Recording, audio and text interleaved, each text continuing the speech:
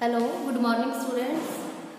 स्वागत है आपका SSS एग्रीकल्चर कॉलेज के ऑनलाइन क्लासेस में। पढ़ते हैं SSAC 311 का नेक्स्ट टॉपिक, जिसका नेम रहेगा एडवांटेज ऑफ वर्मी कंपोस्ट।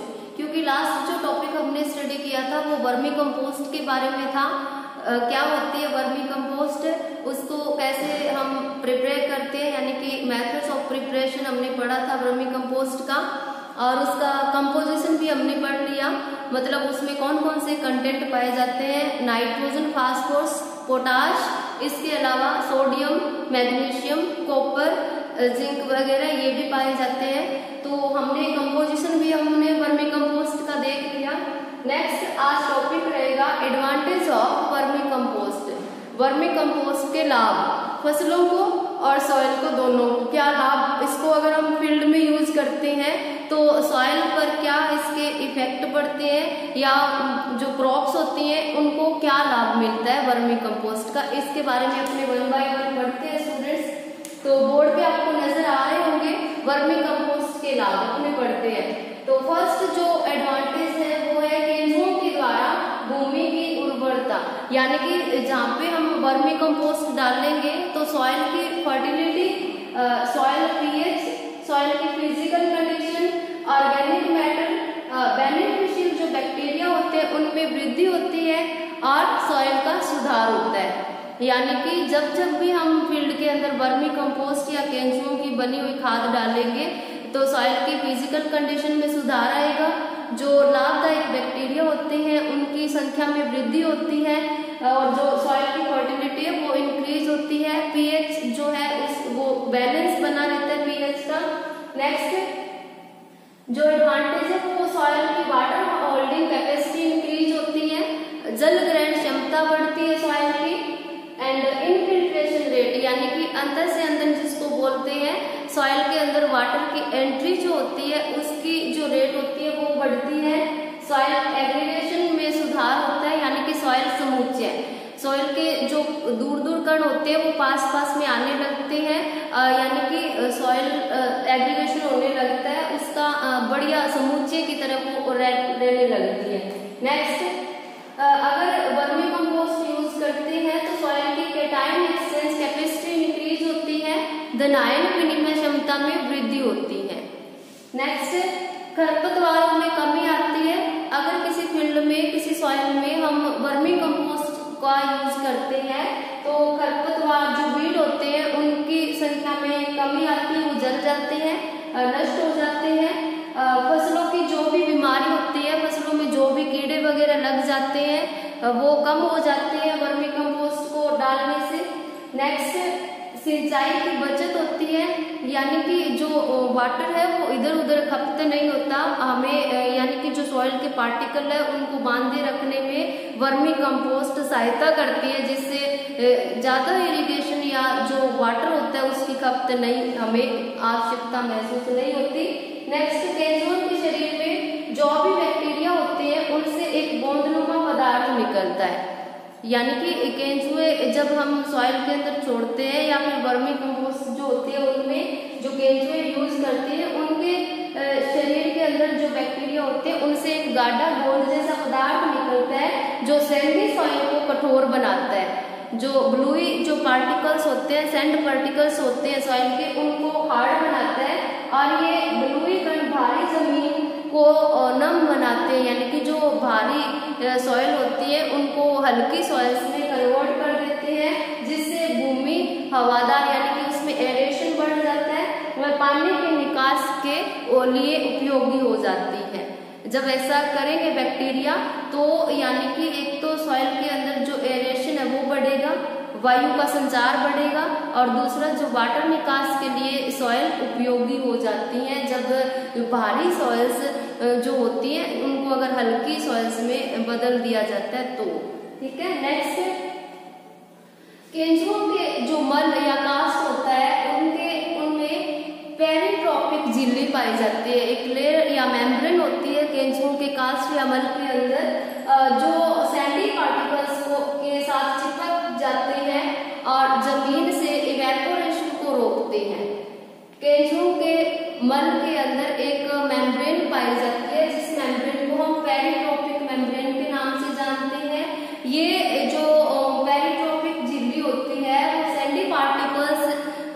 परतें उनसे चिपक जाती हैं और सॉइल से इवेपोरेशन को रोकती हैं। नेक्स्ट, जो भी केंचुए द्वारा जो वर्मी कंपोस्ट हम तैयार करते हैं, केंचुए क्या करते हैं, जितने भी हानिकारक बैक्टीरिया होते हैं उनको खा जाते हैं, यानी कि वातावरण को स्वच्छ बनाते हैं, अच्छा बनाते हैं। केंचुए हानिकारक बैक्टीरिया को खा करके उनको लाभदायक ह्यूमस में परिवर्तित कर देते हैं। वर्मी कंपोस्ट या केंचुओं की खाद हानिकारक या केंचुए हानिकारक बैक्टीरिया को खा करके उनको ह्यूमस में बदल देते हैं। नेक्स्ट, जहाँ भी केंचुए या वर्मी कंपोस्ट यूज करते हैं तो उस खेत का जो वातावरण होता है वो अच्छा रहता है, स्वच्छ रहता है, साफ वातावरण होता है और वहाँ पे हमें जो केमिकल्स होते हैं उनकी लागत को कम करते हैं और वहाँ केंचुओं की जहाँ पे खाद यूज कर रहे हैं या जहाँ केंचुए पाले जाते हैं वहाँ पे वातावरण स्वच्छ होने के साथ साथ में, अच्छा होने के साथ साथ में निरंतर खेती की जा सकती है, यानी कि लगातार हम एक क्रॉप लिए उसके बाद में नेक्स्ट क्रॉप भी ले सकते हैं। लगातार खेती के योग्य वो सॉइल होती है। इसके अलावा वहाँ जो हानिकारक बैक्टीरिया होते हैं वो बहुत ही कम होते हैं और जो केमिकल्स जो होते हैं उनकी हमें, या जो केमिकल फर्टिलाइजर्स होते हैं उनकी जरूरत जब वर्मी कंपोस्ट यूज कर लेते हैं तो नए के बराबर पड़ती है। नेक्स्ट, जहाँ पे हमने वर्मी कंपोस्ट यूज किया है, जिस फील्ड में, जिस सॉइल में, वहां पे मटर व जई की जो भी क्रॉप्स होती हैं उनमें 70% तक का जो यील्ड होता है वो इंक्रीज हो जाता है, यानी कि 70% वृद्धि होती है उत्पादन में। जब मटर व जई के खेतों में वर्मी कंपोस्ट हम यूज करते हैं तो उत्पादन में वृद्धि हो जाती है। इसके अलावा जो मक्का, ज्वार ऐसी जो फसलें हैं, क्रॉप्स हैं जिनमें वर्मी कंपोस्ट यूज करने से यील्ड या प्रोडक्टिविटी में वृद्धि होती है। तो ये टॉपिक था student, advantage of vermi compost, vermi compost के लाभ।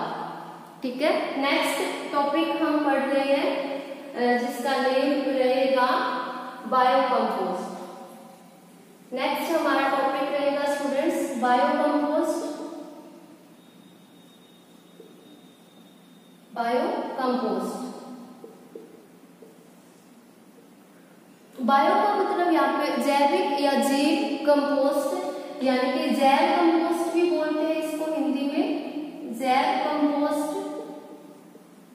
जैव या बायो का मतलब यहाँ पे ऐसी खाद जो जीव जंतुओं से बनाई जाती है, यानी कि जीवों का यूज करके, जीवों के अवशेषों का यूज करके जब कोई कंपोस्ट हम बनाते हैं तो वो बायो कंपोस्ट के नाम से जानी जाती है।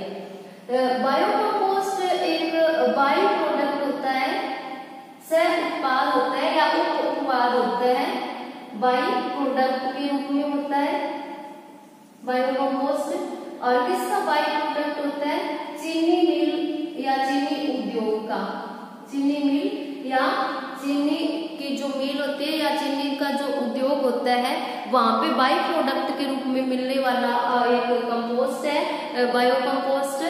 इसको बनाने के लिए क्या हम प्रोसीजर अपनाते हैं, इसमें जो ईख का जो प्रेसमड होता है, ईख के प्रेसमड पर हम क्या करते हैं,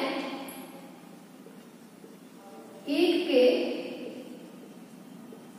प्रेसमड पर एक केमिकल का नेम बता रही हूँ जिसका नेम है बायोमिथिनेटेड,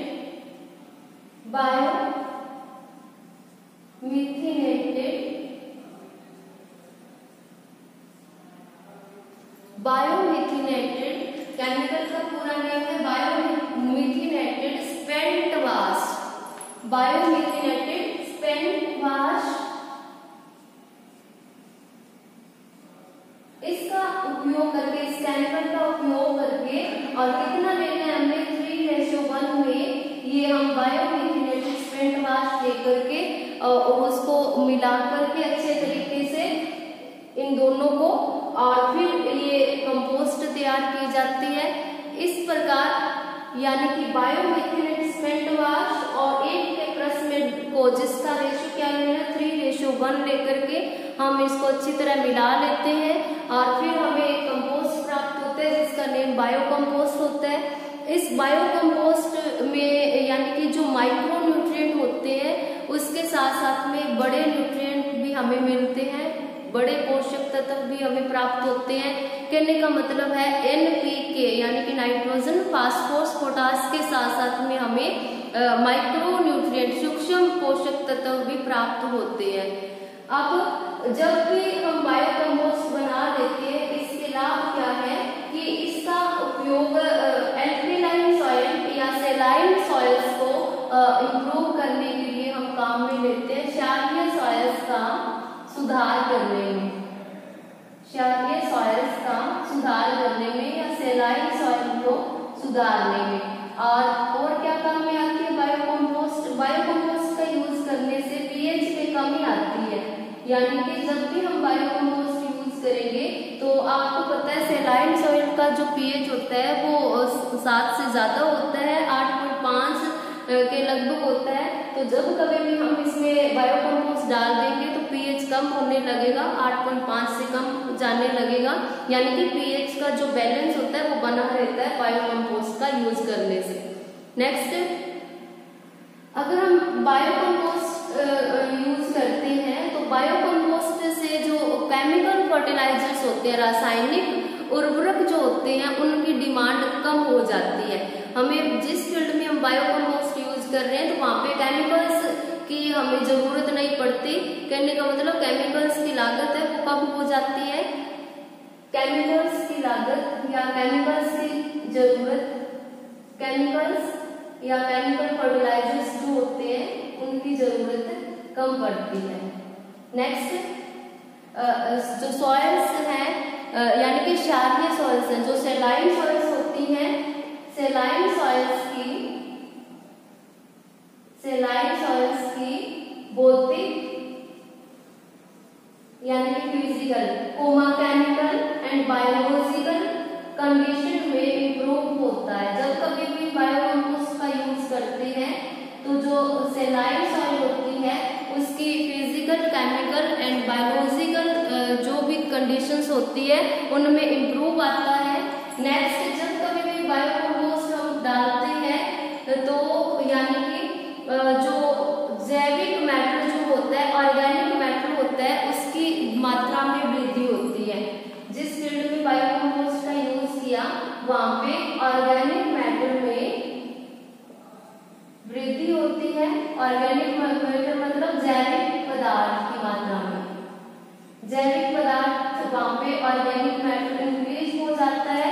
इसके अलावा बायो कंपोस्ट से धान, गेहूं की फसलों का टिकाऊ उत्पादन मिलता है।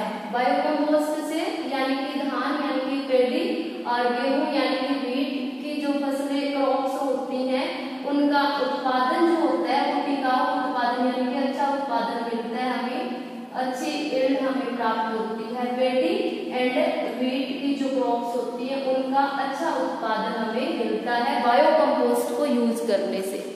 ओके स्टूडेंट्स, तो ये था बायो कंपोस्ट। बायो कंपोस्ट मतलब जैव कंपोस्ट बोलते हैं इसको। ये क्षारीय सॉइल्स को सुधारने में काम में आती है, पीएच बनाए रखने में काम में आती है।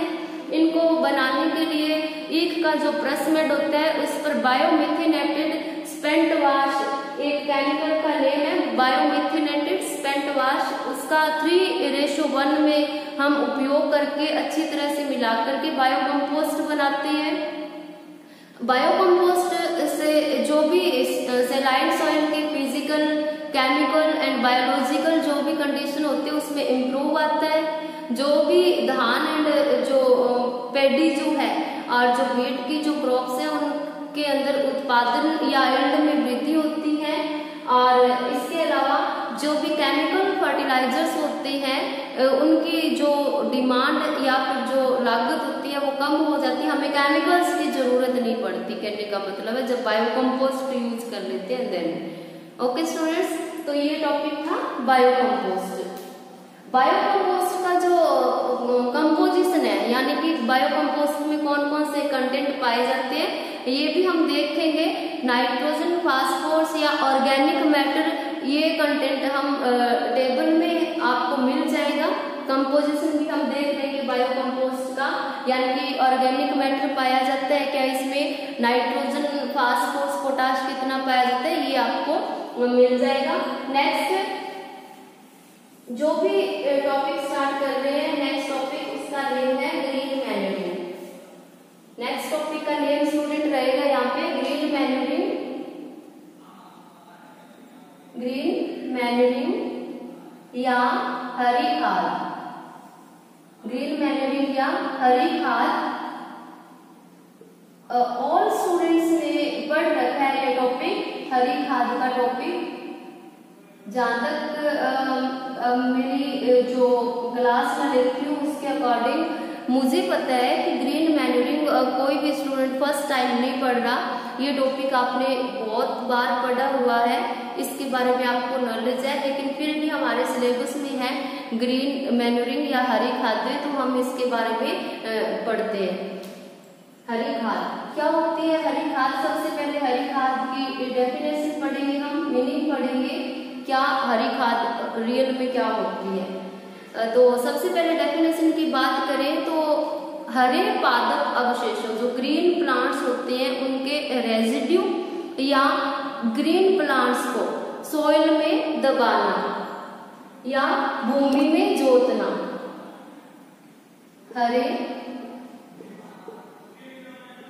पादप अवशेषों, हरे पादप अवशेषों यानी कि ग्रीन प्लांट रेजिड्यू या हरे पौधों, ग्रीन प्लांट्स को या हरी पत्तियों,